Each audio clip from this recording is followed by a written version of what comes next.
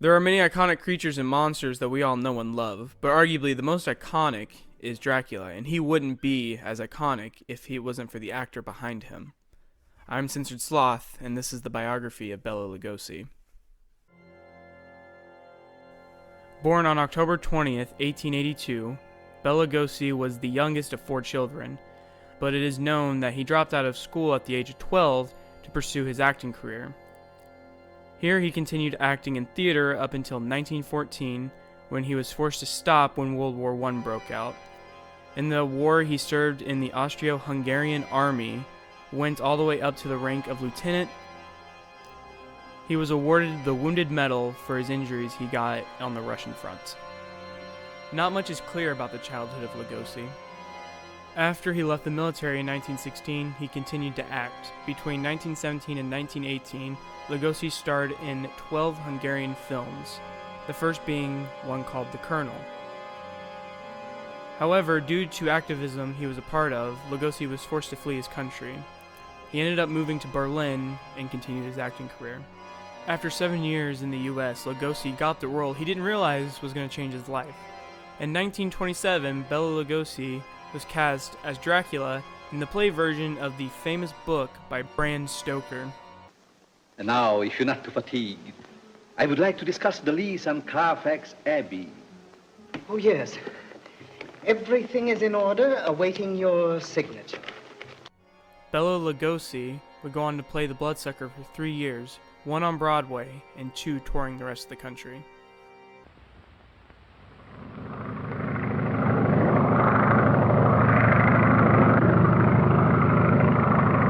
In 1930, Universal Studios decided to make the play into a theatrical movie. However, even with him making the play a success, Lugosi wasn't the first choice. But luckily for the Romanian, he was cast in the 1931 classic. Van Helsing. Now that you have learned what you have learned, it would be well for you to return to your own country. I prefer to remain and protect those whom you would destroy. After that, he started a long, successful horror career, starring next to multiple horror movie icons such as Boris Karloff and Lon Chaney Jr. It is an historic occasion whenever Boris Karloff and Bela Lugosi confront each other. Their very presence weaves a spell of mystery and horror. Ready for the test, Dracula? I'm ready, Frankenstein. Then let us begin.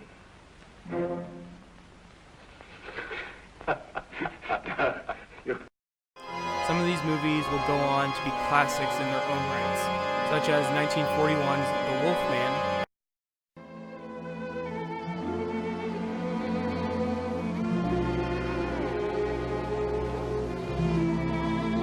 What did you see? Your hands, please. 1934's The Black Cat. You must be indulgent of Dr. Verdigast's weakness. He is the unfortunate victim of one of the commoner phobias, but in an extreme form. And 1932's White Zombie. From Haiti, land of the voodoo, comes the most infamous cult of all. Bela Lugosi as Murder Legendre. I see death. Master of the undead damned. The sinister power behind the White Zombie. Between 1917 and 1956, Lugosi was married 5 different times. The longest and most notable was his 4th wife, Lilian Lugosi, from 1933 to 1953. The marriage didn't last, as the couple split, although the reasons are unclear. Most speculate money and drugs may have been key reasons. However, before the couple split, they had a child. In 1938, Bela G. Lugosi was born and was the only child Bela Lugosi had. Most actors have their demons. Lugosi battled a drug addiction to morphine. Eventually, he checked himself into rehab in 1955. However, during this time period, this was seen as very controversial, and the only roles the famed actor got were small indie films of the time, such as his last film, 1956's Plan 9.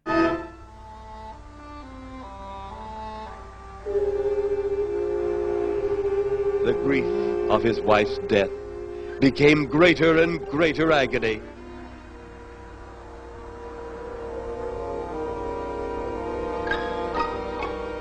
The home they had so long shared together became a tomb. Even though he played Dracula a total of 2 times, Bela Lugosi has changed how we see the character in vampires altogether. Lugosi acted all the way up until his death in August 16, 1956. He died in Los Angeles, California of a heart attack. He was buried in the Holy Cross Cemetery in Little Heights, California.